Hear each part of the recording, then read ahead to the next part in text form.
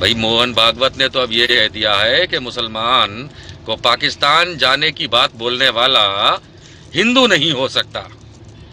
ये क्या तरकीब लगाई है, पैर पे कुल्हाड़ी मारी है, सर फोड़ा है, क्या किया क्या है इनने? क्योंकि आरएसएस की आइडियोलॉजी जो है वो तो यही है कि मुसलमान को भारत से भगाओ। इस बात पे आज एक खास व्यक्ति से आप लोगों को मिलवाता हूं। हाँ, वही आपके प्रिय विनय दुबे। विनय दुबे जी, ये मुसलमान पाकिस्तान नहीं जाएगा तो कहां जाएगा? मोहन भागवत को क्या होगा? मुसलमान काहे पाकिस्तान जाएगा सर? ये हिंदुस्तान उसका ही है जितना हमारा है। और यही चीजें हम आप सब मिलकर समझाना चाह रहे थे पूरे देश के लोगों को कि ये बिना मुस्लिम, बिना मुसलमान, बिना जैन धर्म, बिना बौद्ध धर्म के हिंदुत्व हो ही नहीं सकता है। हिंदुत्व की असली परिभाषा वही है कि वासुदेव कुटुंबकम, सभी को साथ लेकर चलना ही हिंदुत्व है।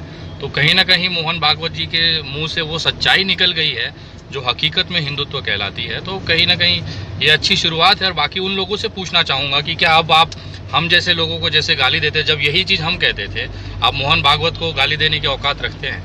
अब सवाल ये उठता है कि गुरु गोलवालकर तो जे कह गए कि मुसलमानों को यहां से भगाओ, और मोहन भागवत कहते कि जे तो हमारे भाई है। और हमें याद है कि 2-3 साल पहले ये भी बात निकली थी, दत्तात्रेय होसावले जो है, जो जनरल सेक्रेटरी आरएसएस के हैं, उन्होंने ये कहा था कि पाकिस्तान हमारा छोटा भाई है।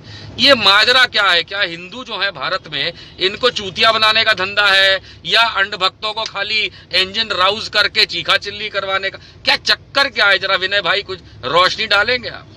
Sir actually Bharatiya Janata party का जो अमित शाह और नरेंद्र मोदी वाला जो अगर कोई हिंदुत्व फॉलो करता है तो मुझे लगता है वो देश का सबसे बड़ा चूतिया है। क्योंकि हिंदुत्व की अलग ही बात है, अलग ही परिभाषा जो इन्होंने कल कही वो हकीकत एक्चुअल हिंदुत्व है। और रही बात, ये हमेशा से रहा है। लेकिन मैं कहता हूँ ना सर, नरेंद्र मोदी जब से जीते हैं तो उन्होंने चूतियों को भक्त बनाया और भक्तों को चूतिया बनाया। तो यही चल ही रहा है लगभग। तो कहीं ना कहीं उन तमाम लोगों से मैं पूछना चाहता हूं कि ये मोहन भागवत जी ने तो इन विचारों के मुंह पे पेशाब कर दिया, अब इनका क्या होगा? अब भाई ये जो कह रहे हैं कि इन तमाम लोगों इन्हीं की भाषा में जो इनका प्रिय फ्रेजोलॉजी है, हम पूछ ले, अंध भक्तों के लिए एक समाचार दे दीजिए, मैसेज दे दीजिए। अंध भक्तों को तो सिर्फ इतना ही कहना चाहूंगा कि बेटा तुम लोग जितना भी चिल्लाना है चिल्ला लो।